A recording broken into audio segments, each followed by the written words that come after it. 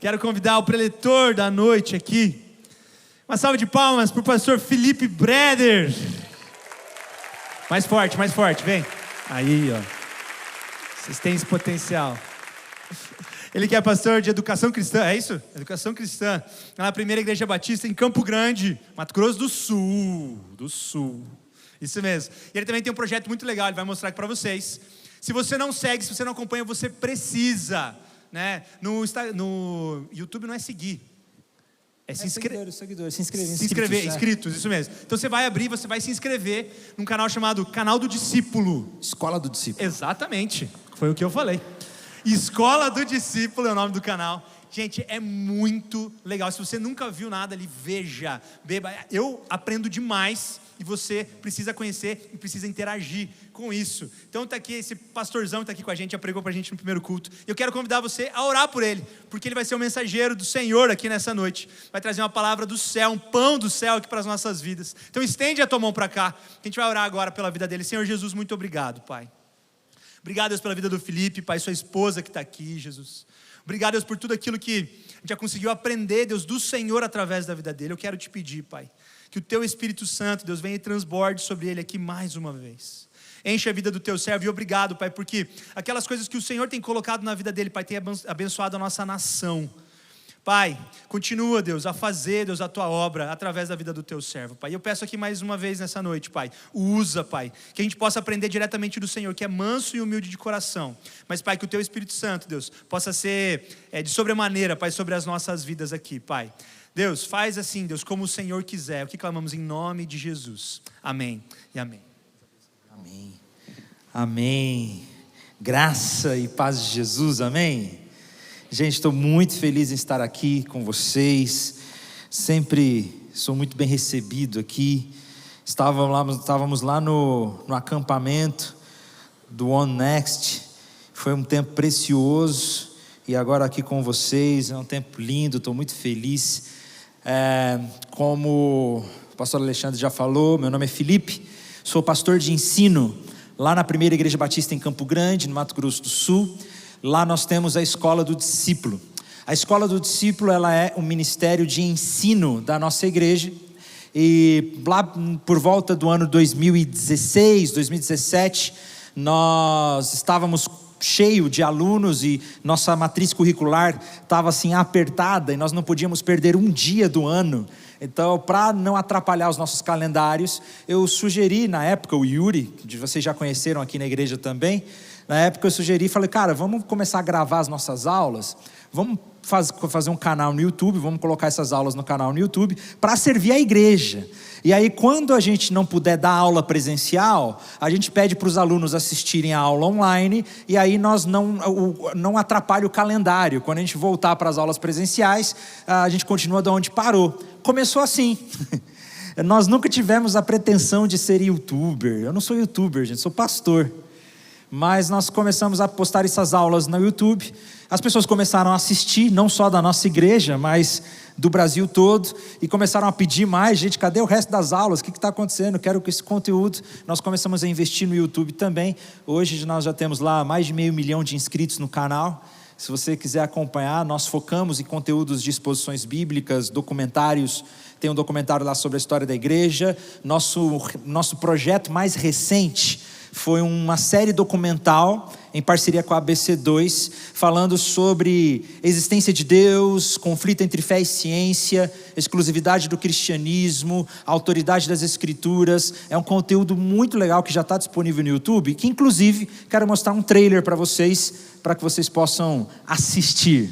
Pode soltar aí. Será que é plausível acreditar em Deus? Existem evidências que apontam para sua existência? As pessoas acreditavam que, conforme a ciência fosse trazendo outras respostas acerca da vida e do universo, a necessidade de crer em Deus diminuiria. A ciência hoje em dia sabe muito bem como toda a matéria foi feita. Mas a grande pergunta é, como é que isso tudo começou e por que é que isso é assim, da forma como é? Nós acreditamos em muitas coisas fundacionais para a vida humana e para o funcionamento humano, para as quais não existe uma evidência. Se a vida não tem sentido e não tem um sentido último, o que isso me cobra? Como isso me cobra viver? Faz sentido que eu tenha filhos? Faz sentido que eu continue vivendo? Se Deus existe, por que o cristianismo seria verdadeiro e as outras religiões seriam falsas? A fé não está num constante conflito com a ciência? Como nós lidamos com o problema do sofrimento? Qual o significado da vida? Essas são as grandes questões que nos assolam, as grandes questões da vida. A mais nova série documental da Escola do Discípulo.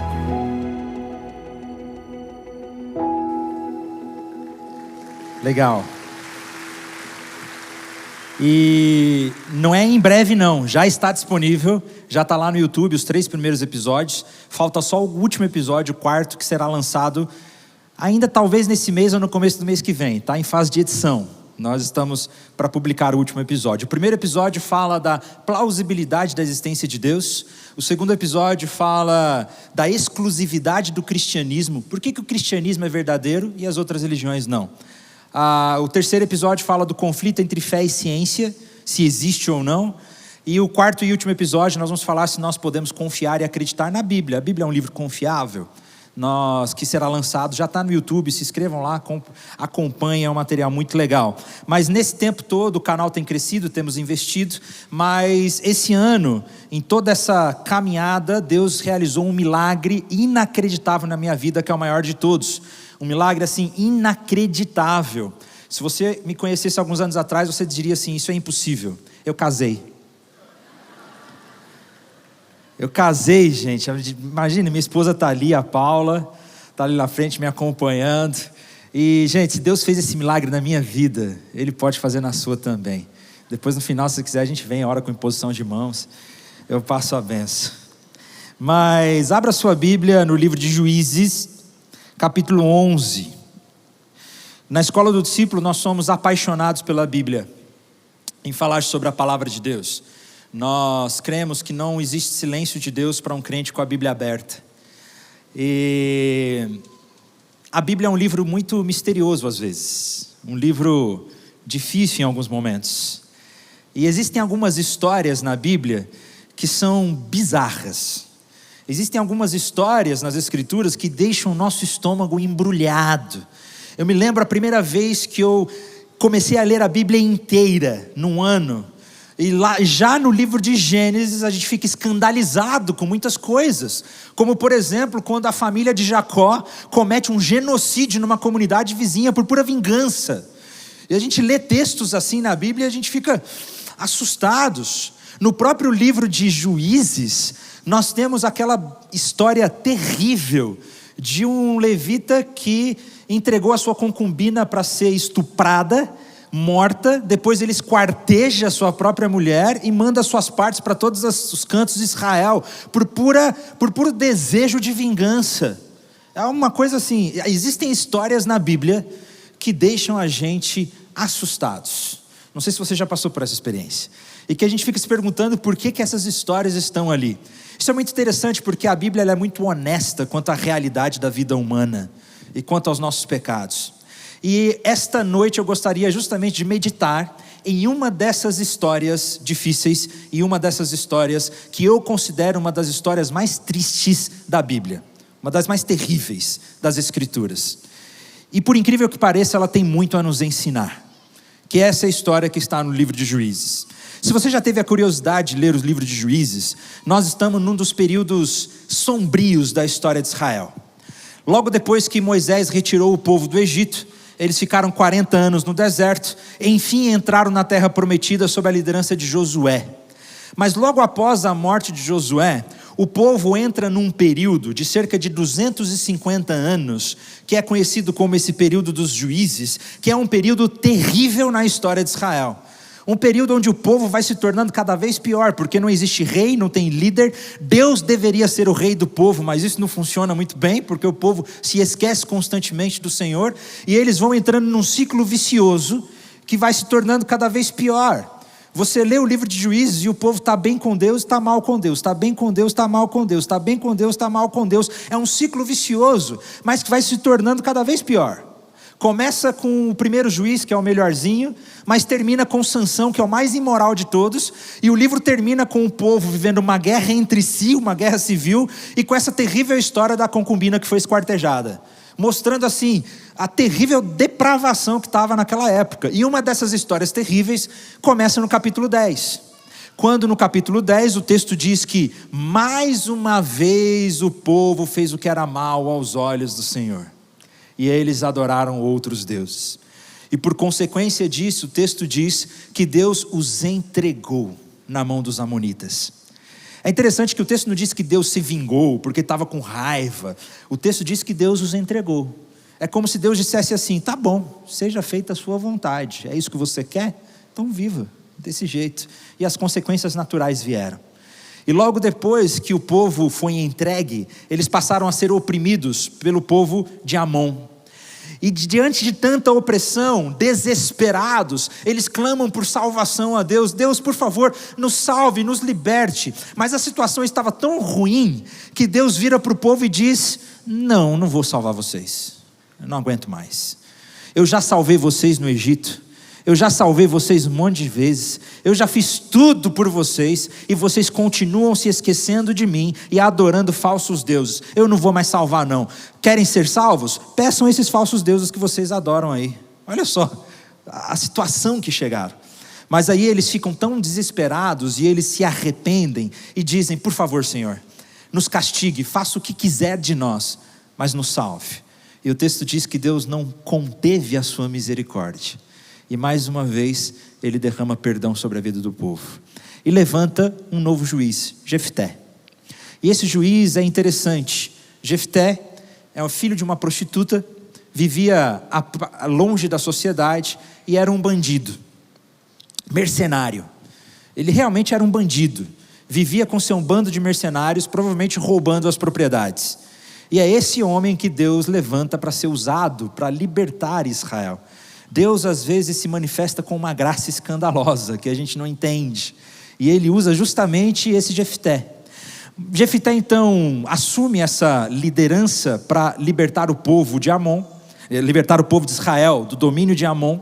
Ele tenta uma solução diplomática, mas não resolve a solução diplomática, então ele parte para a batalha. E quando ele está prestes a partir para a batalha, Jefté faz um voto muito estranho. E é uma das coisas mais bizarras que a gente vê na Bíblia, o que acontece nesse capítulo 11. É triste de ler, e nós vamos ler juntos o que aconteceu aqui. Preste atenção, versículo 29. Então o Espírito do Senhor veio sobre Jefté. Essa parte é importante. O Espírito do Senhor veio sobre Jefté. Ele atravessou Gileade e Manassés, e passando por Mispá e de Gileade, foi até os filhos de Amon. Jefté fez um voto ao Senhor dizendo: se de fato entregares os filhos de Amon nas minhas mãos, quem primeiro sair da porta da minha casa para se encontrar comigo quando eu voltar vitorioso sobre os filhos de Amon, esse será do Senhor, e eu o oferecerei em holocausto. Assim Jefté foi de encontro aos filhos de Amon para lutar contra eles, e o Senhor os entregou nas mãos de Jefté. Ele os derrotou desde Aroer até as proximidades de Minite, 20 cidades ao todo, e até Abel-Queramim. Foi uma grande derrota para os filhos de Amon, que assim foram subjugados pelos filhos de Israel. Quando Jefté voltou para sua casa, em Mispá, a sua filha saiu ao seu encontro, tocando tamborim e dançando. Imaginem a cena. E ela era filha única, ele não tinha outro filho nem filha. Quando Jefté a viu, rasgou as suas roupas e disse: ah, minha filha, você me prostra por completo. Você passou a ser a causa da minha ruína, porque fiz um voto ao Senhor e não posso voltar atrás. E ela lhe disse: meu pai, você fez um voto ao Senhor, faça comigo segundo o voto que fez, agora que o Senhor o vingou dos seus inimigos, os filhos de Amon. E ela disse mais a seu pai: que me seja concedido isto, deixa-me por 2 meses para que eu vá e desça pelos montes e chore a minha virgindade, eu e as minhas companheiras. E o pai consentiu dizendo: vá. Deixou-a ir por 2 meses, então ela se foi com as suas companheiras e chorou a sua virgindade pelos montes. Ao fim de 2 meses, ela voltou para o seu pai, que lhe fez segundo o voto que tinha feito. Assim, ela nunca teve relações com homem algum. Daqui veio o costume em Israel, de as filhas de Israel saírem por 4 dias, todos os anos, a chorar pela filha de Jefté, o gileadita. Muito bem, essa história é bizarra, é muito estranha. Nós temos aqui um homem que foi cheio do Espírito de Deus, fazendo um voto com Deus, de que se ele vencesse a batalha, ele iria oferecer em holocausto a primeira pessoa que saísse da porta de sua casa. E para sua surpresa, só esse voto já é estranho por si só. Um sacrifício humano. E logo depois que ele volta da batalha vitorioso, quem sai da sua porta é a sua própria filha. E de uma forma surpreendente, ele cumpre o voto que fez com a sua própria filha, de oferecê-la em holocausto ao Senhor. Isso é muito estranho. Por que Jefté fez um voto tão sem jeito desse?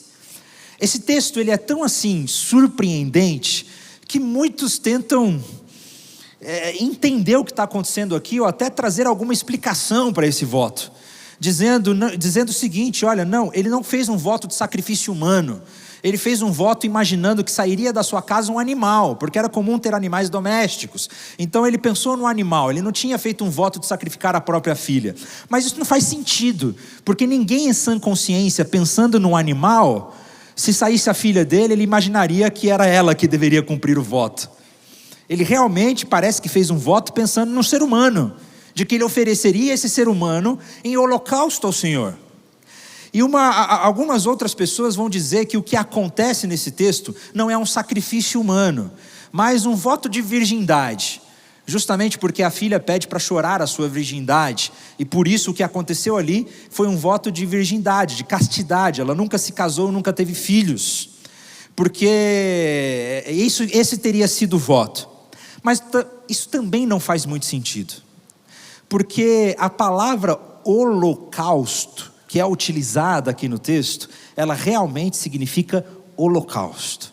Em nenhum outro lugar na Bíblia ou no Antigo Testamento, a palavra holocausto é utilizada no sentido metafórico.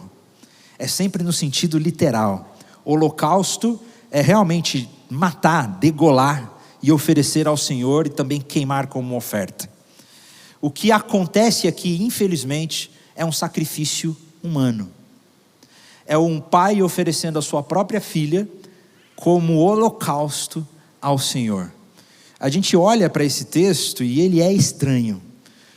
Interessante que nós não vemos aqui que Deus pediu para ele fazer um voto desse. Não tem, Deus não aparece aqui pedindo para que Jefté fizesse esse tipo de voto.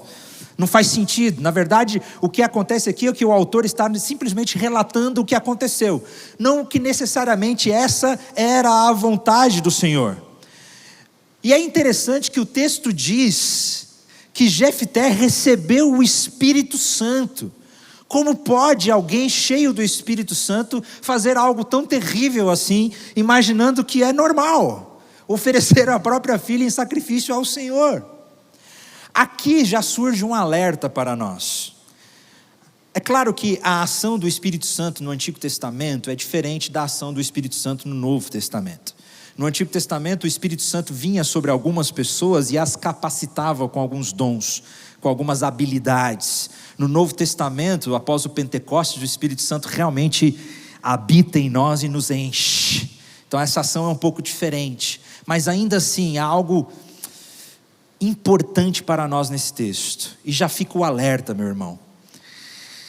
É possível ser alguém cheio de dons do Espírito, habilidades, coisas incríveis, e ainda assim ter um coração que não é agradável ao Senhor.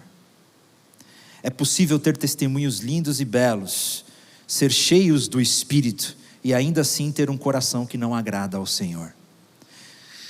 Ser habilidoso, um bom pregador, um bom pastor, um bom professor, um bom orador, não necessariamente faz de você alguém agradável ao Senhor. Nós vemos o próprio Jesus falando sobre isso, quando ele diz que um dia chegarão diante deles pessoas dizendo: mas Senhor, em teu nome profetizamos, em teu nome fizemos sinais e maravilhas, em seu nome fizemos muitas coisas. E Jesus dirá a estes: se afastem de mim, porque eu não os conheço. É possível ter habilidades que o próprio Deus nos deu como dons e talentos e ainda assim não ter um coração agradável ao Senhor. Mas Jefté não aparece lá na lista dos heróis da fé, na carta aos Hebreus no Novo Testamento? Aparece. Jefté está lá na lista de heróis da fé. Isso é interessante porque ele aparece nesta lista de herói da fé simplesmente por pura graça de Deus e porque Deus, apesar do seu erro terrível, usou a sua vida para libertar Israel. E na verdade, meus irmãos, todos os heróis da fé são pecadores terríveis. Abraão, herói da fé, ele foi um mentiroso, ele mentiu, entregou a sua própria esposa para que o faraó tivesse relações com ela, desobedeceu ao Senhor. Davi, herói da fé, foi assassino, adúltero. Então não me surpreende que Jefté também apareça na lista dos heróis da fé. O fato é que esse voto que Jefté fez não foi um pedido de Deus, foi algo muito estranho. Mas por que esse texto está na Bíblia? Por que essa história está na palavra de Deus para nós? Se é palavra de Deus, significa que essa história tem algo a nos ensinar, que essa história tem algo a nos dizer. Eu gostaria de trazer aqui algumas lições, na verdade 3 lições, 3 coisas que nós aprendemos com esse texto, com essa história de Jefté, que mexe muito comigo, que eu creio que pode falar conosco nesta noite. 3 coisas. Em primeiro lugar, nós aprendemos com essa história bizarra que Deus não é o nosso ídolo. E o que eu quero dizer com isso? Que nós não podemos e não devemos nos relacionar com Deus nos mesmos moldes que as pessoas faziam com seus ídolos naquele tempo. Que nós não podemos nos relacionar com Deus como os pagãos se relacionavam com seus falsos deuses. Deus não é um ídolo. E o que isso significa? Naquela época, as religiões, isso funciona muito até hoje em diversas religiões, elas funcionavam como uma espécie de moeda de troca. Se eu preciso de alguma coisa ou necessito de algo, eu ofereço um culto ao meu Deus, eu ofereço algo, alguma oferta, um holocausto, um sacrifício de louvor, o meu tempo, eu ofereço alguma coisa para que esse Deus me retribua com aquilo que eu tanto necessito.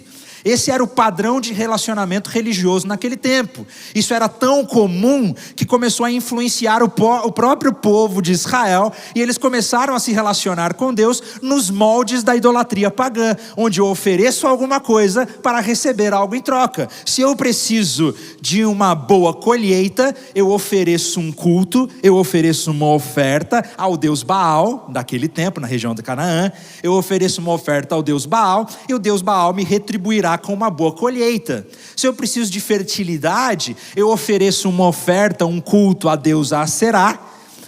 Provavelmente seria uma prostituição religiosa, que infelizmente era muito comum naquela época, para que ela me retribuísse com fertilidade. Se eu preciso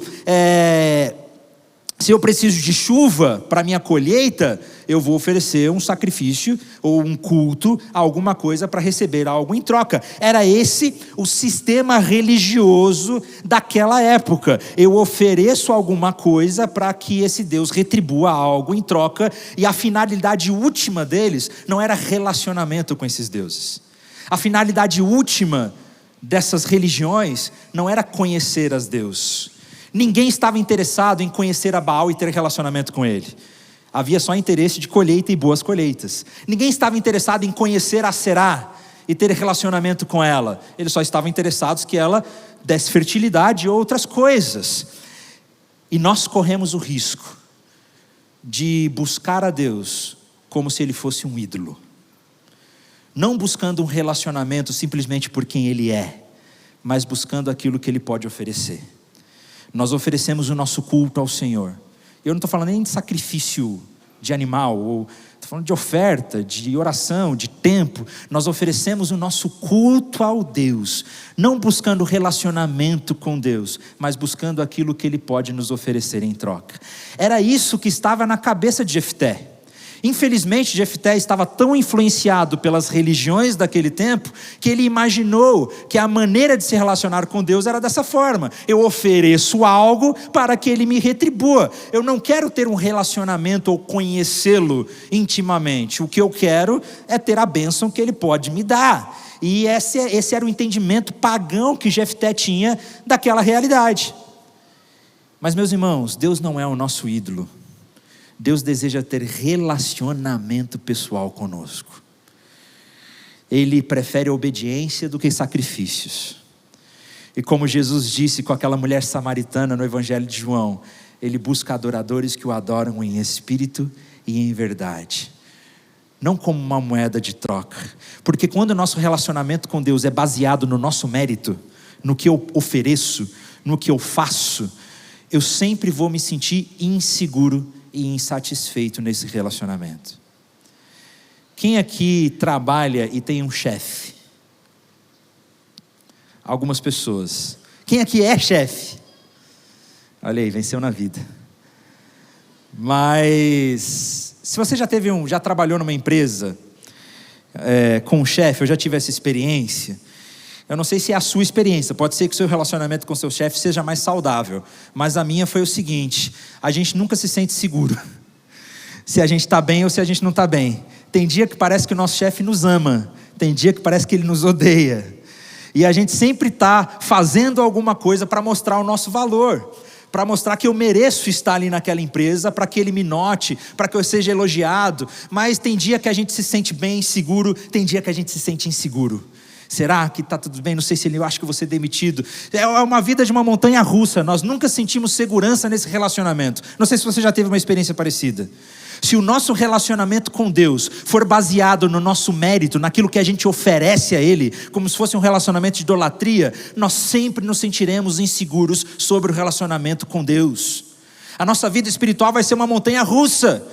Tem dia que eu estou bem, hoje eu fiz devocional, hoje eu li a Bíblia, então hoje eu estou feliz. Tem dia que eu estou lá embaixo, porque eu esqueci de ler a Bíblia, e o nosso relacionamento com Deus é uma montanha russa. Tem dia que você está feliz, tem dia que você está mal, porque Ele depende daquilo que você faz, depende do seu mérito. É como se você estivesse se relacionando com um ídolo, mas Deus não deseja esse tipo de relacionamento. O que Deus nos oferece é um relacionamento de paternidade. E eu, graças a Deus, tive um relacionamento muito saudável com meus pais. Eu sempre tive um pai muito presente. E meus irmãos, eu nunca tive dúvida que meu pai me amava. Eu nunca precisei provar ou conquistar o amor do meu pai. Eu sempre tive certeza. O que Deus deseja não é um relacionamento onde você se sinta inseguro se Deus te ama ou se Deus não te ama. Ele deseja um relacionamento pessoal, de paternidade, de amor, de ser um Deus que fala. Então, em primeiro lugar, nós aprendemos com essa experiência de Jefté que Deus não é o nosso ídolo. Em segundo lugar, nós aprendemos com essa experiência de Jefté que, infelizmente, nós corremos o risco de ser mais influenciados pela nossa cultura do que pela Escritura. Veja bem, nós corremos o risco de ser mais influenciados pela cultura do que pela Escritura. Sabe por quê? Deus odeia, detesta sacrifício humano. É óbvio, é claro que Ele odeia esse tipo de coisa. E Deus não só odeia sacrifício humano, como Ele já tinha falado sobre isso. Já existia as leis e os mandamentos do Senhor. Na época de Jefté, os 5 primeiros livros da Bíblia provavelmente já estavam escritos. Eles já tinham conhecimento da lei do Senhor.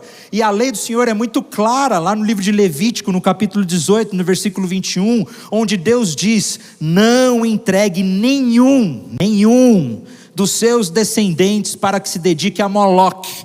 Não profane o nome de seu Deus, eu sou o Senhor. O que é se dedique a Moloque? Moloque aqui, ou o ritual de Molch, era justamente um ritual religioso onde crianças eram oferecidas como sacrifícios aos deuses, provavelmente ao deus Baal, um deles.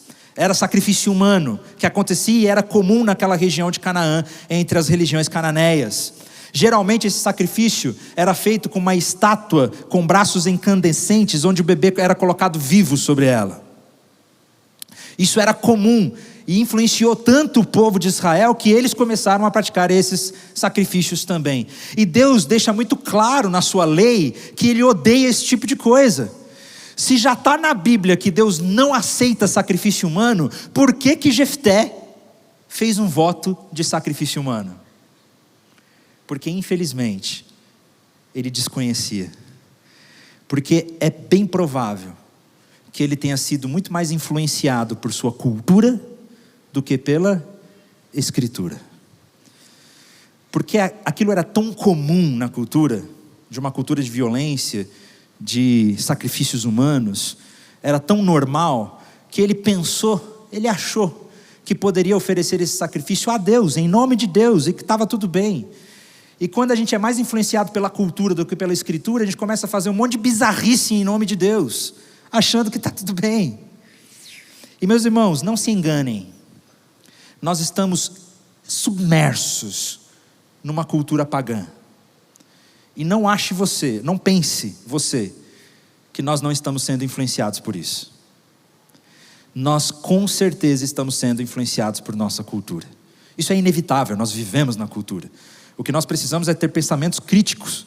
Pensamento crítico para entender e decifrar a nossa cultura e perceber que nós estamos sendo influenciados por ela. Se você passa muito mais tempo no Instagram do que lendo a Bíblia, não tenha dúvida que você está sendo influenciado pela sua cultura. Depois faz o teste aí, entra lá nas configurações do Instagram, vê quanto tempo por dia você passa nessa rede social. Nada contra, eu tenho Instagram, eu uso. Mas nós estamos sendo mais influenciados pela nossa cultura do que pela Escritura. Quer ver alguns exemplos? Essa ideia contemporânea de que ter filho custa caro, então vamos ter pouco. Isso é cultural, isso não é da Bíblia, isso não vem das Escrituras. Eu já falei para vocês que eu casei?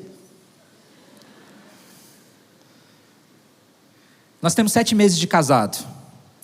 E até pela nossa idade, nós já estamos tentando engravidar. Minha mãe está assistindo, então ela deve ter ficado doida, né? Nós já estamos tentando engravidar. E algumas pessoas já chegaram para a gente e falaram: não, vocês têm que aproveitar o casamento, aproveita mais tempo. Gente, que ideia é essa de que filho tira a nossa alegria? De que na verdade os melhores anos da minha vida vão ser quando não tem filho, que depois que tem filho eu não vou mais viver os melhores anos da minha vida.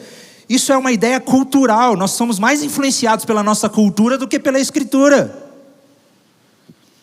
Essa ideia de liberdade também, de que eu devo viver e fazer aquilo que eu sinto, aquilo que eu desejo no meu coração. Se você sente, faz, simplesmente faz. Como tem uma cantora aí, que canta, né, que eu vou me libertar daquilo que me oprime, eu vou seguir os desejos do meu coração, livre estou, livre estou.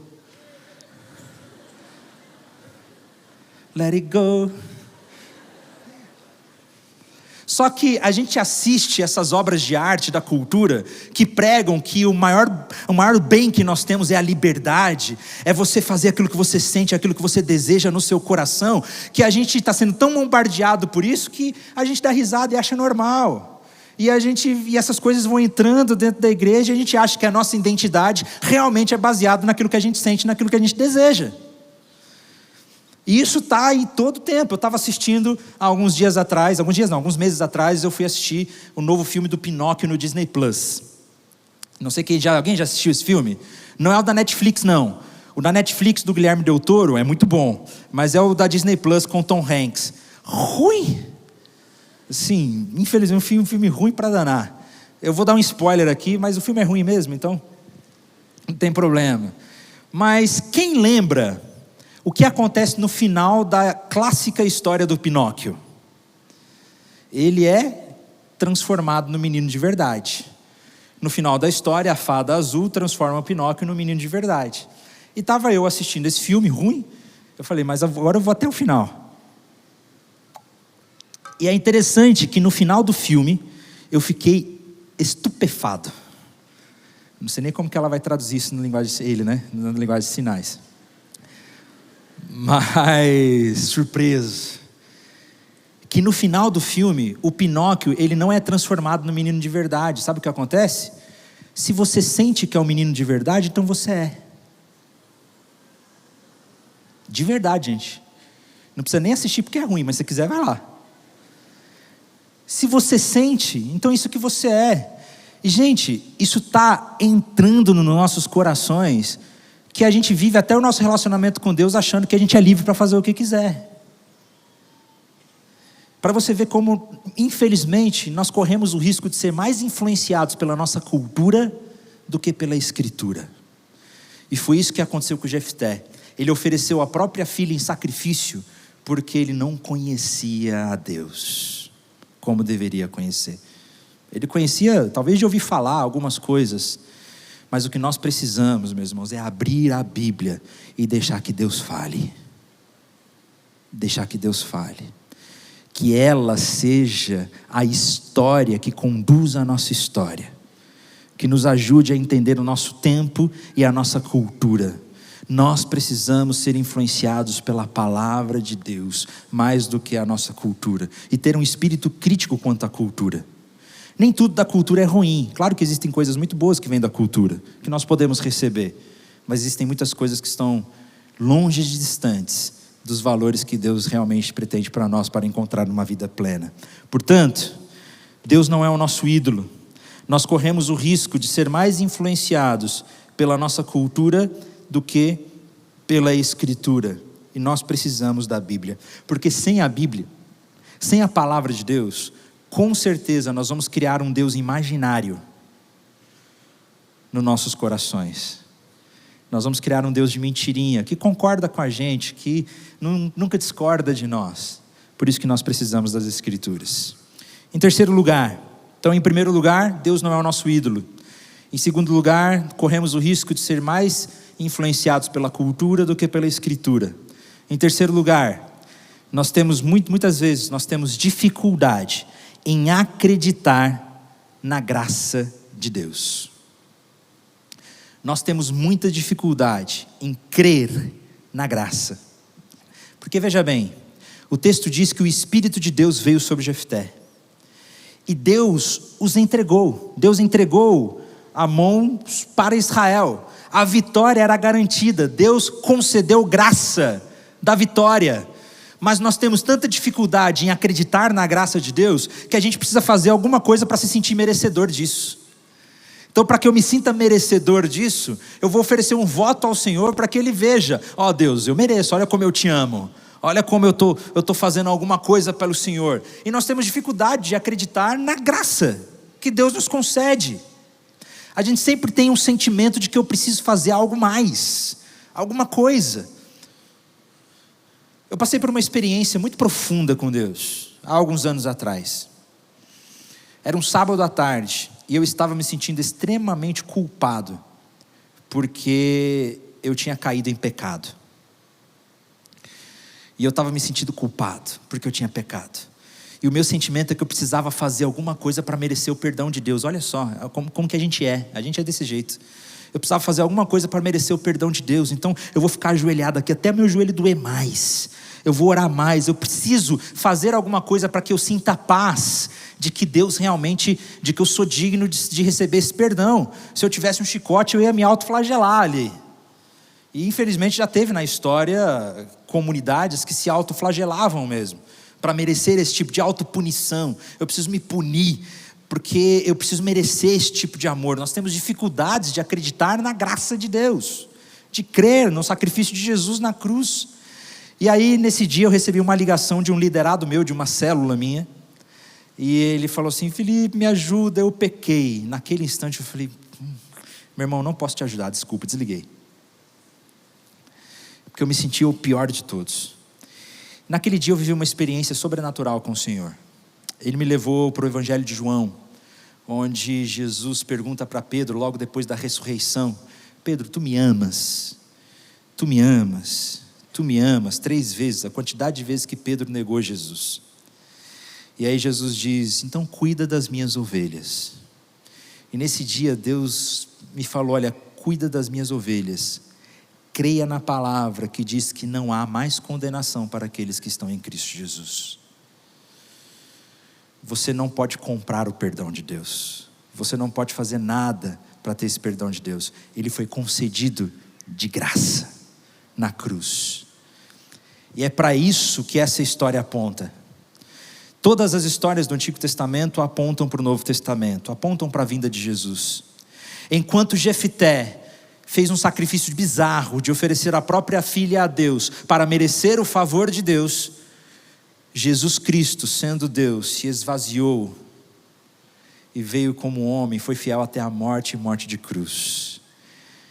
Jesus se sacrificou por nós na cruz do Calvário, e naquela cruz nós recebemos perdão completo, vida plena, vida eterna, transformadora. Enquanto todas as outras visões religiosas do mundo dizem que nós precisamos fazer alguma coisa para merecer o favor de Deus, o cristianismo nos dá a boa notícia de que Jesus Cristo fez tudo por nós, na cruz do Calvário.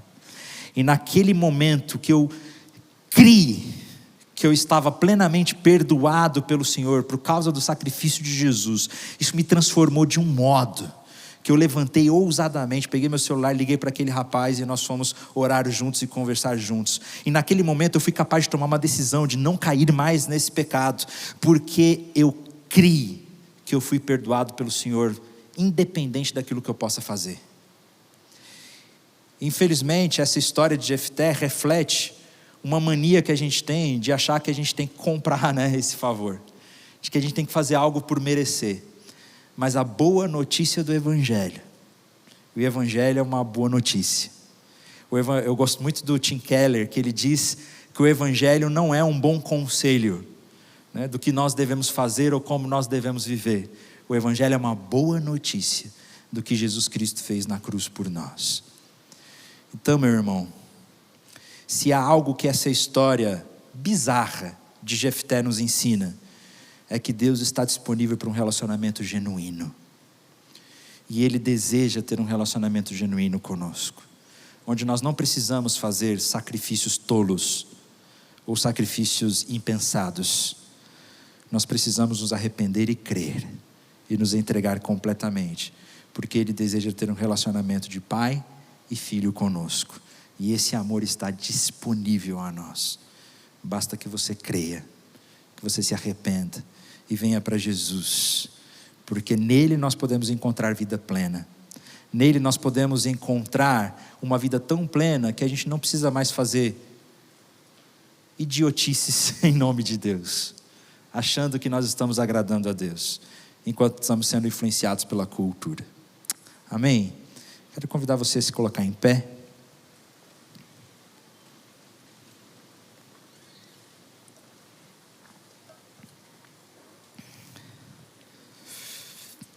Senhor Jesus, obrigado por esse tempo, pela Tua palavra. Obrigado, Senhor, porque na cruz o Senhor ofereceu um sacrifício em nosso lugar. E nós não precisamos mais tentar fazer por merecer alguma coisa. O Senhor nos ama por completo. O Senhor se entregou completamente a nós, nos transformou, nos redimiu. E Deus, eu quero orar hoje pelas pessoas que estão aqui nesta noite. Se há alguém aqui que ainda está vivendo esse relacionamento de montanha-russa, onde o dia está bem, outro dia está mal, e parece que eu me sinto culpado pelas coisas que eu não consigo fazer. Se há alguém aqui que ainda está vivendo um relacionamento de idolatria, onde o Senhor é como se fosse um ídolo, onde eu ofereço alguma coisa para que o Senhor me dê algo em troca, ou aquilo que eu tanto desejo, agora que eu vou servir ao Senhor, enfim eu vou conseguir aquele casamento, aquele trabalho, aquele sonho. Senhor, que o Teu Espírito Santo entre nesse coração hoje, para que essa pessoa se sinta plenamente cheia e amada, e que nós não precisamos daquilo que o Senhor oferece, nós precisamos do Senhor, e o Senhor nos enche por completo e nos traz satisfação. É isso que nós oramos, e essa é a minha oração, no nome de Jesus, amém e amém. Vamos louvar ao Senhor.